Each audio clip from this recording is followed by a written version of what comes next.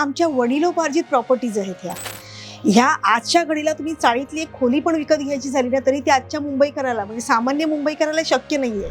दक्षिण मुंबईमध्ये जमिनींचे भाव, घरांचे भाव, अगदी चाळीतल्या खोलींचे पण एवढे अवास्तव झालेले आहेत. आणि जेव्हा की माझ्या पूर्वजांनी माझ्यासाठी हे घर बनवलेलं आहे पण ते मला राखता येत नाहीये, हे जास्त दुःख होतंय.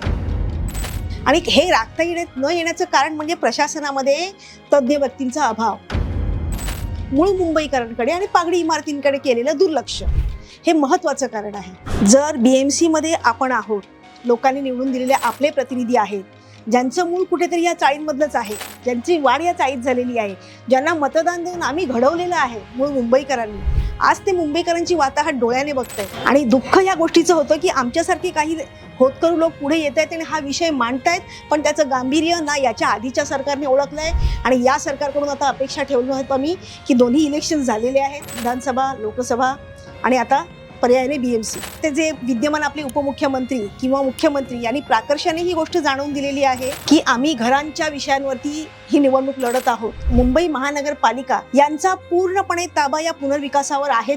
त्यामुळे त्यांची इन्व्हॉल्वमेंट असणं हे स्वाभाविकच आहे. आज दक्षिण मुंबईत राहणारा सदर मुंबईकर जरी मध्यमवर्गीय असला तरी तो अगदी लोअर नाहीये, ही टॉप मिडल क्लास आहे. म्हणजे आज आमच्या रोटी कपडा मकानपैकी रोटी कपड्याची गरज आम्ही भागवतोय. आमची राहिली घराची गरज जे आहे ते घर आम्हाला सुस्थितीत हवंय, एवढीच माफक अपेक्षा मुंबईकरांच्या शासनाकडून राहिलेली आहे. आणि त्या दृष्टीने ते आजच्या या इलेक्शनला बघतायत सर.